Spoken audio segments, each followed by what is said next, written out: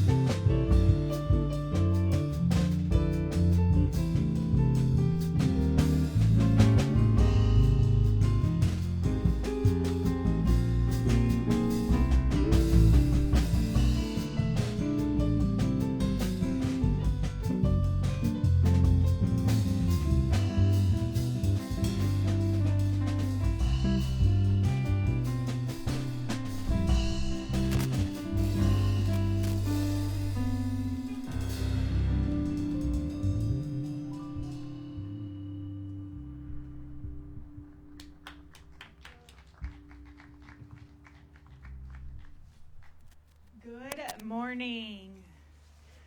My name is Reverend Kylie Renner, and on behalf of the entire One Spiritual Center community, I want to welcome you into my front yard this beautiful Albuquerque morning. Thank you for joining us online as well. I keep in this space in my heart realizing how precious it is that we get to do this, and looking out there and seeing faces that I've seen before and some I haven't seen for a while. It's such a joy to be able to be together. So I want to thank you for joining us this morning. And for bringing your presence here to remember and to remind each other that there's something bigger going on. I don't know if you needed it this week, but I certainly did. So here we are, and I have to tell a little bit of a story, because I have to keep reminding myself that the things that feel like they've gone wrong may not necessarily be completely that way. So about 2.5 weeks ago now was a Friday night, and we had gotten a furniture delivery of all of these precious things that are rare and beautiful. And I was deciding that I was going to help unload. And I was not carrying anything, but I stepped into the truck and I twisted and I threw my back out like I have never thrown my back out. And I was in so much pain. And one of the guys who was delivering furniture actually works for Major League Baseball as a physical therapist, and so he was like trying to help me, and I just met this person, and he's freaked out because I'm in so much pain, and here I am thinking, in the past when I've done something like this, a few days later I'm okay. It was almost a week later, and I was still in incredible pain, and all of that whole week, as I was trying to figure out how to sit, even that was too much. I had all of these things that I had to keep adjusting. And one of them was that it was really, really painful to be sitting in front of my computer working. One of the things I do is teach English to Chinese students. And so I wake up early in the morning and I sit there and I make chicken noises and we have a lot of fun and it's a great joy in my life. But I was in so much pain. I was like almost crying. So then that day I said to Zephyr, I need to fix this. I don't know. I may need to cancel all my classes. Like, I'm not going to be able to do this. And then I realized, well, what if I just rearrange my whole world and start to teach standing up? Maybe that would work, because it doesn't hurt to stand up. That wasn't a problem. And so I rearranged my whole desk area and put my computer up higher just temporarily to see if it would work. And I have to tell you, I love teaching standing up. I am not going back, right? Like, there's no way. And I would not have made that shift had my back not been hurting. I wouldn't have said, oh, because this way I can dance. And the kids love it when I dance, because you know what? I can be ridiculous if you've seen me dance. And here we are, a bunch of 5-year-olds in China think my dancing is amazing. And it helps them learn English. And you know what? That's what it's all about. And so here I am, thank God, feeling much, much better. My back is back to normal. So that's part of the story, right? But the other part is this, what sometimes these things that feel like they've led us in this direction where we didn't want that to happen end up teaching us things and leading us in directions that bring us great joy. And I just have to keep reminding myself of that, because there are so many things going on in the world right now that feel like, oh my God, this is just not what should be happening. And I have to remember that the things that then come out of it, the things that we learn, the things that we experience about ourselves can lead us to great joy. That is possible, and if we allow it to. So I'm just in that space this morning of recognizing that there's room in all of it for the kind of vision to come out of anything that leads us deeper into what we're really here to do and how we're here to do it if we let it take us there. So thank you for bringing your love into this space this morning. Thank you for loving each other up this morning. I already seen so many people connecting and reminding each other that they're not alone this morning. And so thank you for that. And we're going to start with some prayer. And I sound weird to myself this morning. Can you guys hear me out there? You're good? Okay. Maybe I just sound weird today. We're going to start with some prayer. Just anchoring into this beautiful morning. This precious moment that never existed before and will never exist again. And I just recognize the power and the presence of the One as it is moving through all of us and this collective thing we do together on this planet. This thing we call life. And I just recognize that Spirit is moving us in directions that we may not have imagined before, but that Spirit is present with us. That every step of the way, every twist and turn, everything that feels like something falling apart is absolutely blessed and ordained in the love and the heart of the One in a way that is bigger than anything we could imagine. And so I just honor this movement of Spirit that has brought us together today. I know that we are loved and guided and protected. I know that Spirit knows what it is doing as us and will continue to guide us. And so I just let love expand here today to remind us that love is bigger than anything. And I let go into that love. And I let it be. And so it is.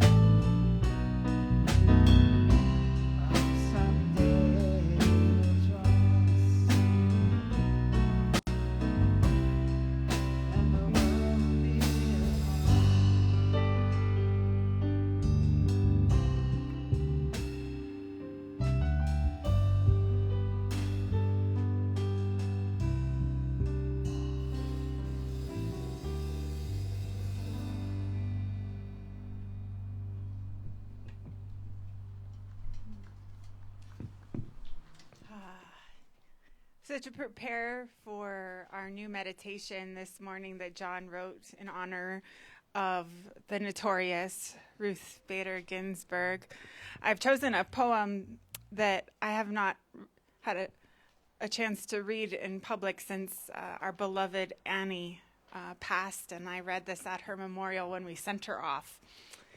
And this is a poem that speaks to this time when we recognize that someone great has left us. So this is the poem entitled "When Great Trees Fall" by Maya Angelou. When great trees fall, rocks on distant hills shudder, lions hunker down in tall grasses, and even elephants lumber after safety.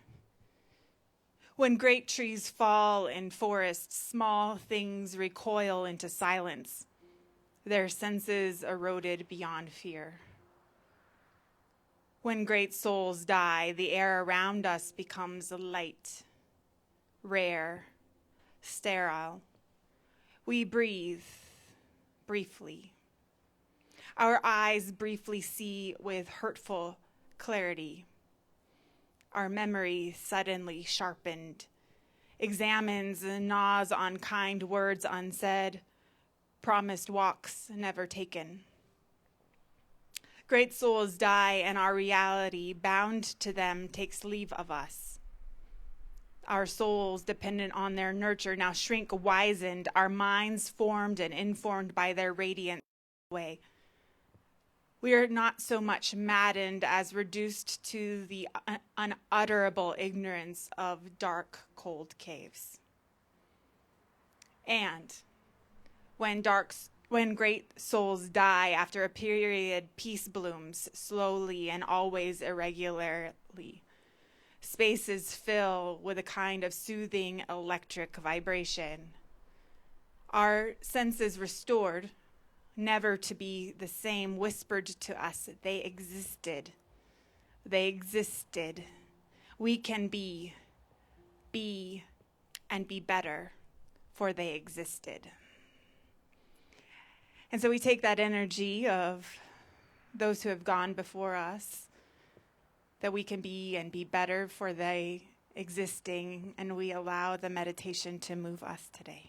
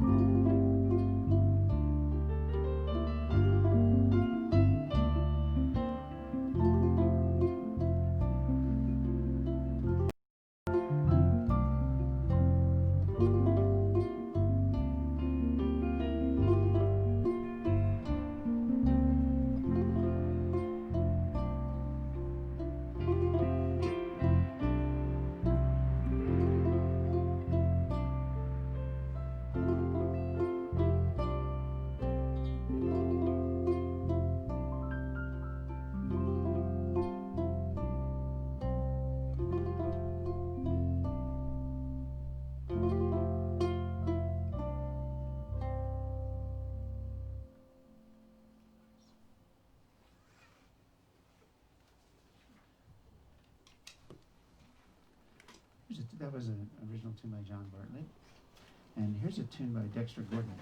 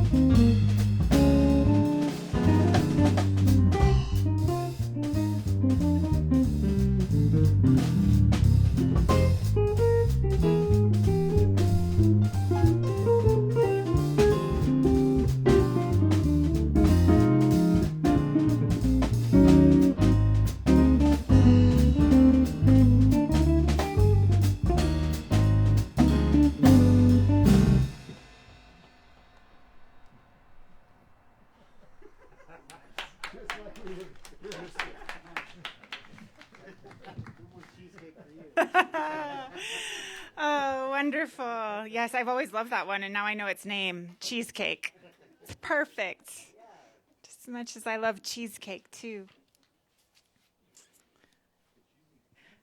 So I was sitting here, actually right here where I'm sitting now on Friday afternoon.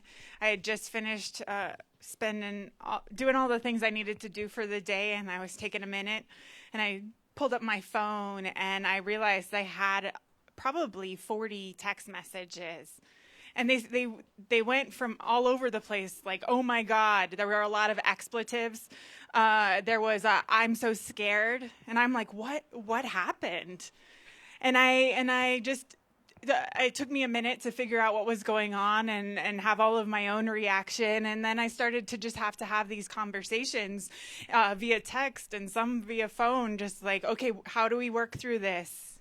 Because so many people, this news that Ruth Bader Ginsburg had died brought up a lot of fear for a lot of people for rightful reasons.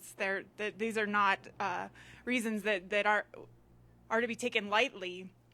And I spent a lot of time thinking about how screwed up it is that the whole system was riding on one 87-year-old woman to make sure that she stayed alive so that people could feel safe. Like, we need to fix some things, but that's a different sermon.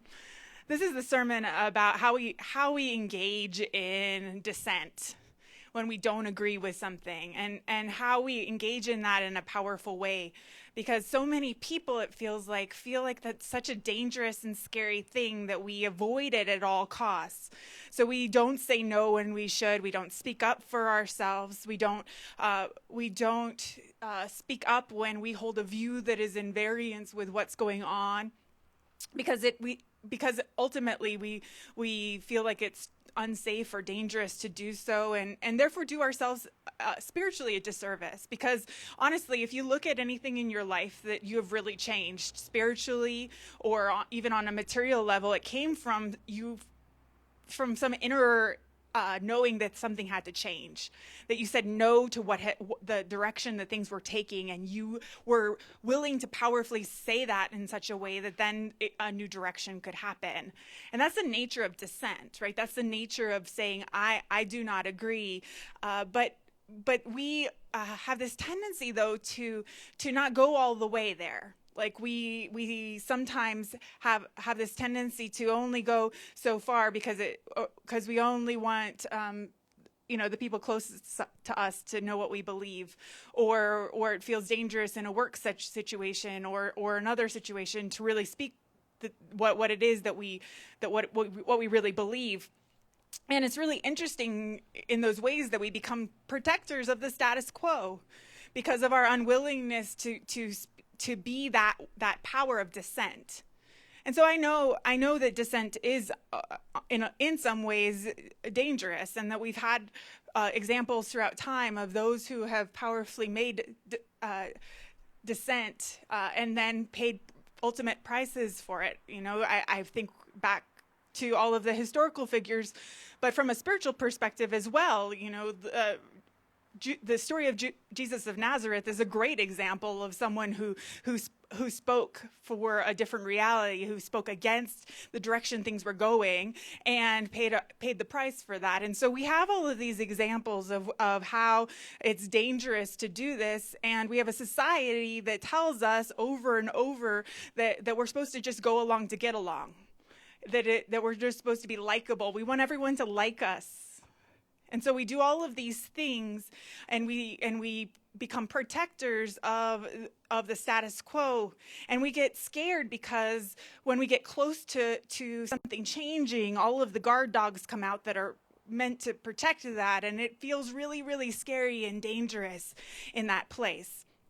And so I've been thinking a lot about how we become more and more able to powerfully engage in dissent without it being so scary and without trying to avoid it at all costs. Because I know so many people who will avoid conflict like they will do anything to not have conflict, not realizing that conflict is healthy and powerful and creative and changes things. And so some of you know my background, one of my master's degrees is in negotiation, conflict resolution, and peace building. And one of the things I've tried over the years to use in my practice of this is a remembrance that really conflict is creative.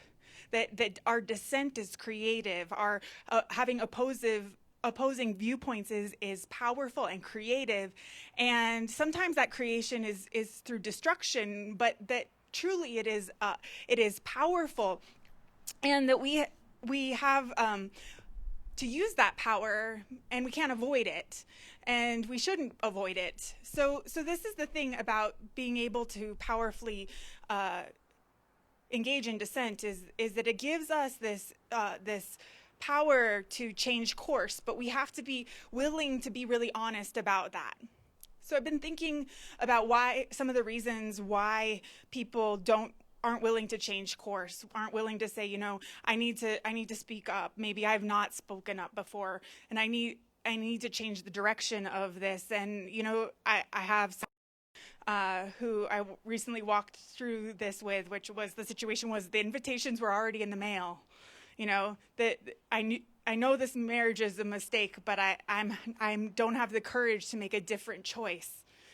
The job, looks really good for the rest of the world, but it's making me sick every morning when I wake up. Or, your family maybe has sacrificed a lot for you to go in a certain direction, and you're feeling like that direction is just not the right fit. And all of these require like this kind of inner strength to be willing to change course, especially when it starts to look like it's not going to make other people happy. And there's this thing about being willing to take that strength to change our course that is really about it on a spiritual level, about the willingness to recognize that things change. That from different places in our lives, things look different. And we have to have the strength and the courage to be willing to change that course and willing to then stop defending the things that needed to be defended in order for that system to be protected. And this is really interesting when this comes up, because we've been, going down this one path that feels like it's the right one. And we recognize that a change needs to happen, and we can do that if we're willing to be really honest about where we've been and what we know and who we are becoming. And we have to get ourselves to do it, though, and it requires this bravery to really look at what has been, and to sometimes grieve for that. Any great change that has happened in our lives has happened because we're willing to be honest about what has been and really be able to then move into what is possible. So one of the things that I've been researching, though, is through the years is about what happens neurologically when we hear no. So this is really interesting, because I think this is one of the reasons that we have such a hard time with dissent, and that is when we hear no, we have this they call it negativity bias. And there's a scientist, a psychologist at Florida State University who studies this, and he explains that when we have negative experiences, they have a more enduring impact on our emotions and than the positive events of equal intensity. So the negative things that happen stand out more to us. And it's this interesting thing that happens in our brain. We have more stimulus to them, and so when we hear no, our brain automatically starts to react with more stimulus than it does when something positive happens. And that's why we remember so vividly the negative things that happen in our lives. It's because our brains react to them differently. So it makes sense then that we try really hard not to say no. And because no, on some level, we understand hurts. No hurts. But what I also recognize is that we have this tendency then to equate that kind of stimulus that's happening in us with danger instead of creative force. So one of the things that I know about my own spiritual process is as Parker Palmer so beautifully calls it his own process. He calls it contemplative by catastrophe. And for him, that means that he gets to those points of change through catastrophe. And those are the times that happen for him. And this sense in which those big no's that happen in life, that are those big things that change directions or create change in us, like those things actually have great creative power behind them. Whether we want to acknowledge it in the moment that it's happening, or we don't see it till later, there's this energy that no creates that requires us to look deeper at what we're doing, who we are, what we're becoming, what we value, all of those things over and over and over. And so how great it would be if we started to practice this kind of dissent, this speaking our truth in this way that doesn't make us feel like we have to go into defense mode, but instead requires us to move into creative mode. Move into a mode that says there must be something more that is emerging out of this. What is the vision behind this?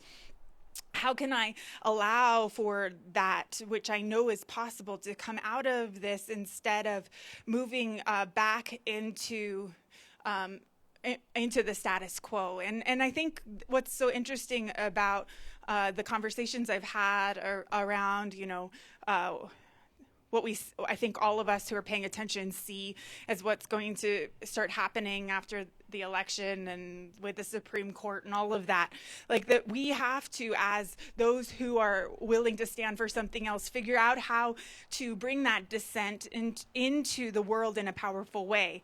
That instead of cowering behind our unwillingness to step into conflict and realize that the conflict that is created is actually a powerful and creative force, instead of something that is necessarily bad or destructive. And so I think sometimes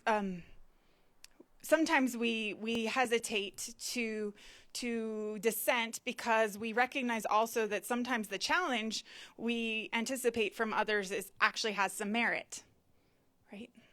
And that's interesting, right? We hesitate because we don't actually fully understand or have fully incorporated whatever it is we know to be true into our lives, and so we get hesitant around that. And every time I find that place in me, what I recognize is internally I need to go back to first cause, as the ancients would call it, and go back to this sense of how do I bring the fullness of this into me so that I can move from that place of knowing, and do so in a way that then allows for me to not hesitate or to think that I'm going to be challenged by it. And therefore, it's not something to share. And so, one of the interesting pieces of this that I've noticed is this sense in which, when I go back to that truth about what I know and what I really know, that there's great power in the sharing of that. There's great power in that dissent, as we recognize that there's something better that is possible, a new way of seeing things, and that really we are the ones that have to speak that into being, that we have to be the ones that move that into being. We have to be the ones that create that, and we can't wait for anyone else to do it. And so I've been sitting in this place of like, how do we do this, right? Like, how do we find hope, and how do we find our way? Because honestly, it's exhausting, and my heart hurts, and all of those things. As someone who's compassionate and sensitive, this is incredibly difficult. And I came across this great piece written by Rebecca Solent. It was written in 2004 and revisited in 2016. And I found it to be profound for this moment. And so this is what she says. It is important to say what hope is not. It is not a belief that everything was, is, or will be fine. The evidence is all around us of tremendous suffering and tremendous destruction. The hope I'm interested in is about broad perspective, with specific possibilities. I'm going to say that again. The hope I'm interested in is about broad perspectives with specific possibilities, ones that invite or demand that we act.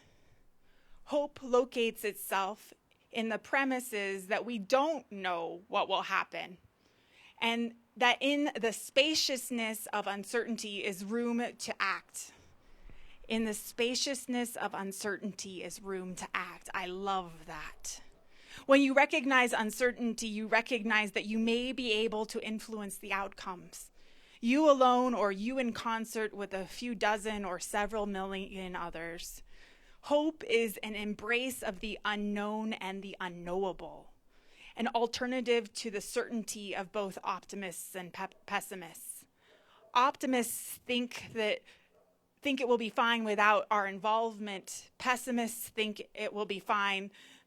Well, the pessimists take the opposite position, and both excuse themselves from acting. Both excuse themselves from acting. So from the perspective of bringing a powerful dissent into the world, what an amazing recognition that we can bring hope to that, like that we don't know what's going to happen. There is so much uncertainty. There's so much up in the air right now, and it is in that uncertainty, in that time where things are not yet, that we are able then to bring this power that we have, and that we can then recognize that we have the power to influence outcomes from that perspective. And I just love this idea then that we can use that which we know needs to change, that those things that we are recognizing more fully as a planet that needs a change, that we can bring this hope to this time that we have, so that we can recognize that we're in an incredibly creative time where things are moving in such a way that there's new possibilities that are present if we're willing to do our part and to speak up and to dissent where we need to and to allow ourselves to be powerful in that way, and not give ourselves permission and excuses for not acting.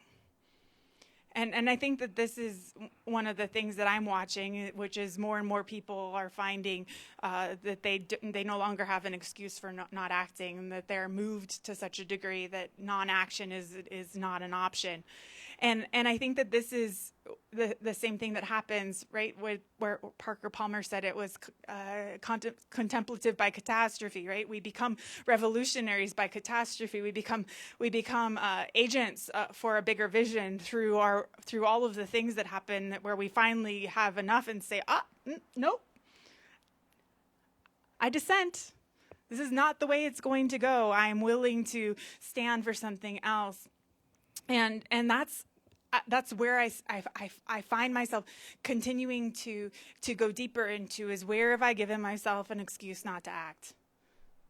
Where have I given myself an out to not make that change inside of myself? Where have I given myself the out not to make that shift or make that commitment to something I know to be true for me in my life? Where have I done that? And finding all of those places and being willing to then use the creative power of conflict and honesty to then move into a different space of what then is possible if I no longer give myself the excuse to participate in this way. And so here we are, and I'm filled with that hope that is the spaciousness of uncertainty. And I recognize that there's space for whatever it is that is happening, and that we're being asked to participate in a deeper way in this process. And so I had this great conversation later in the evening on Friday night with some friends because I was needing to process my own, like, oh, I just helped a bunch of people figure out how they were going to, like, not go into panic mode right this second. And okay, now I need to remind myself. And we were talking about how there's so many people, especially on the internet, who have absolutely no problem with disagreeing, right? Have no problem just coming out at whatever it is and telling you what they think, and doing that. And how many people are so scared off by that, right? Like, I have so many people who just then freak out because that happened. And I'm like, what? Yeah? They have no problem using that language. They have no problem using the force of dissent, and it makes everyone else so scared that we think that they're overwhelming us, and there's so many more of them than us because they're so freaking loud. And it's just, what I realized was that I can be just as loud, right? Like, and I need to be just as loud. And why am I scared of being that loud? And where is all of that in me? And it was this great revelation of my relationship to when others disagree with me and when I disagree with them. And how do I not then shut down because it feels like they're louder or more powerful than I am? And how important that is, especially right now, that we figure out how to do this and fast. Because I recognize that there are more of us than we realize. There are more of us that are willing to stand for a world that works for everyone. There are more of us than we realize, and that we need to start getting loud about it, and loud in our dissent, and loud about what we know to be true, and just let that force overwhelm all of the things that feel like they're bigger than that. And we have that inside of us. And we just got to start using the tool and start to remember that we're not here just to be liked. And we're not here just to go along to get along. And we're not just here to not ever make any waves. We're here because at this specific time, because we're needed. We are needed. And it's time to make some noise. Yes? So I'm going to ask the band to come up, as we're going to anchor this in prayer. And I'm just going to ask you to think about maybe somewhere in your life where there's some room for dissent. Maybe you've been hiding from conflict. Maybe you haven't been willing to bring something up. Maybe you've been thinking you've been going in a direction and you're feeling like you don't know how to change that direction. And we're going to see if taking this over and handing it over to Spirit allows for something to shift in us so that we can engage in it, in the creative power of who we are in this moment. And we can find that spaciousness for something else to happen. So we're going to take this into prayer, and I'm going to ask Sid to sing us in. Prayer of love lifts us high. It heals us, sustains us, and sets us. Our prayer of love lifts us high. It heals us, sustains us, and sets us. Our prayer of love lifts us high. It heals us, sustains us, and sets us. Our prayer of love lifts us high. It heals us, sustains us, and sets us.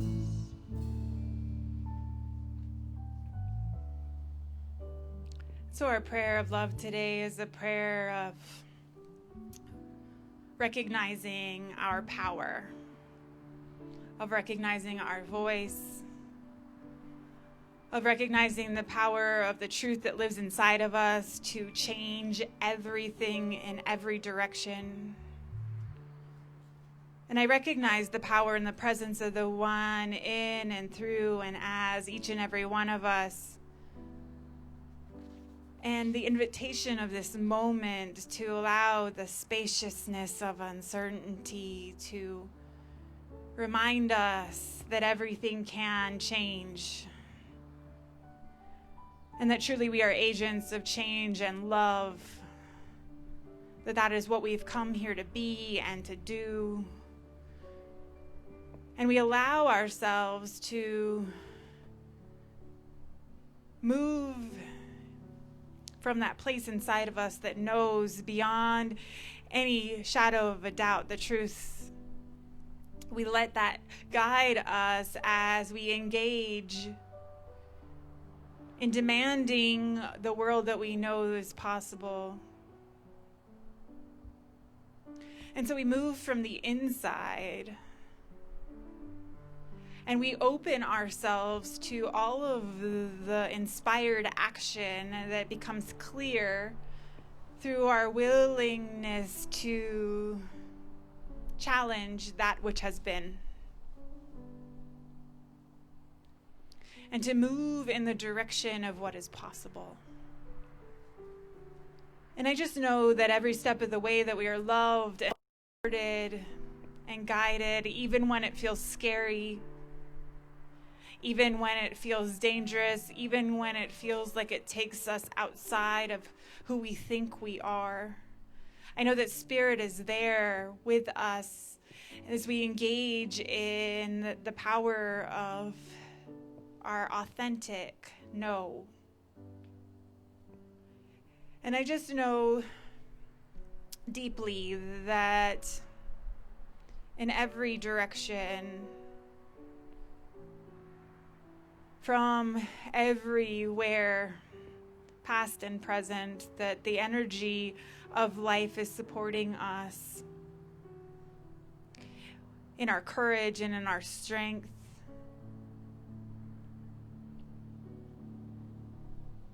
To take that further step of moving into action.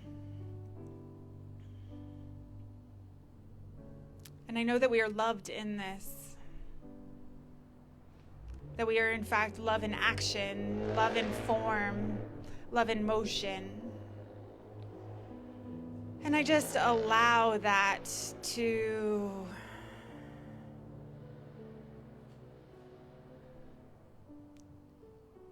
bring a sense of freedom and a deep, abiding sense of hope.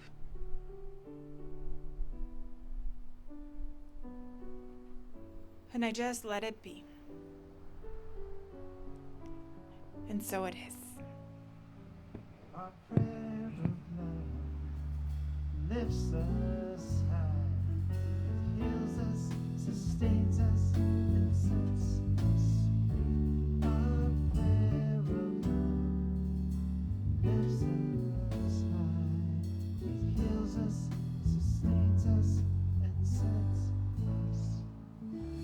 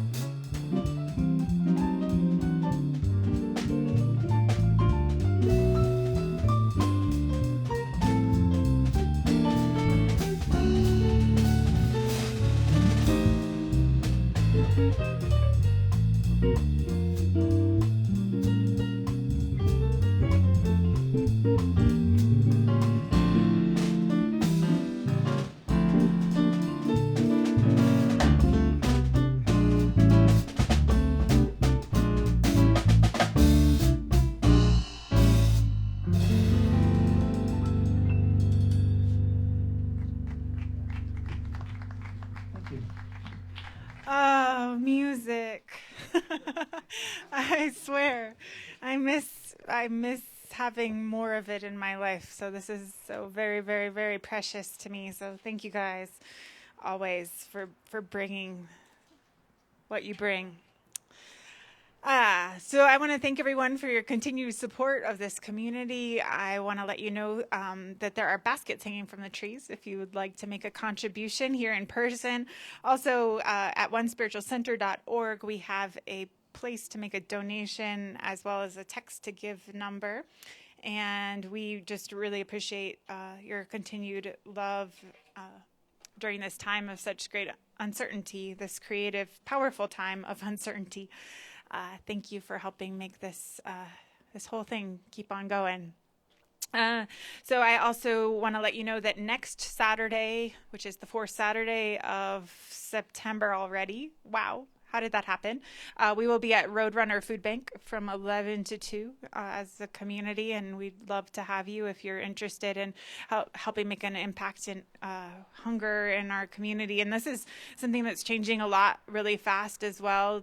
We never know what we're going to do when we're there as a group, but recently we've been providing a lot of emergency food support, creating boxes for that distribution because, as you know, New Mexico was already a very hungry state, and this has just become this current pandemic has just created more of uncertainty there. So there's a lot of food going out of Roadrunner right now, and they can use all the help they can get. So also, if you can't come with us next Saturday, but want to know more about how you could get involved maybe some other time, let me know, because I would love to help get you connected to that.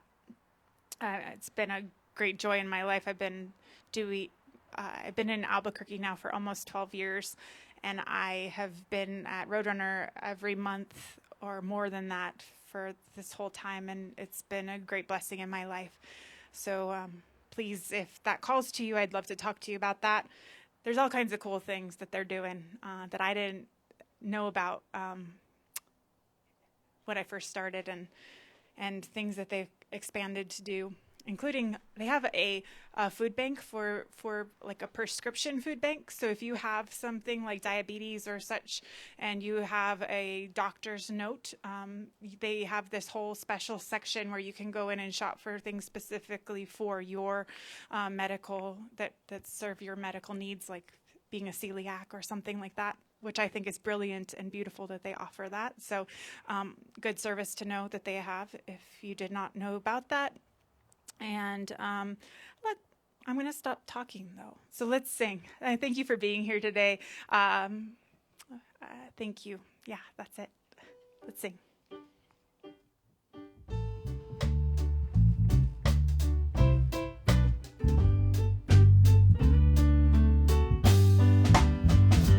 One love, one heart. Let's get together and feel alright. One love, one heart. Let's give thanks to the Lord when we can feel alright. People get ready, there's a train coming. Don't need no baggage, just get on board. Need a speed, hear that gear so humming. Don't need no tickets, just thank the Lord. One love, one heart. Let's get together and feel alright. One love, one heart. Let's give thanks to the Lord and we can feel alright. People get ready, there's a train to joy. Picking up passengers coast to coast. Faith is the key, open the doors and board out. There's room for all in love and good. One love, one heart. Let's get together and feel alright. One love, one heart. Let's give thanks to the Lord and we can feel alright. Let's give thanks to the Lord and we can feel alright. And we have one last blessing to share with one another. And don't forget bagels. Go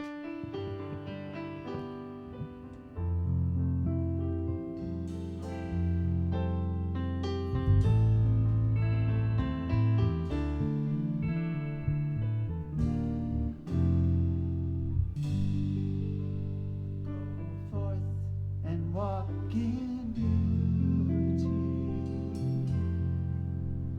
and know that we are one.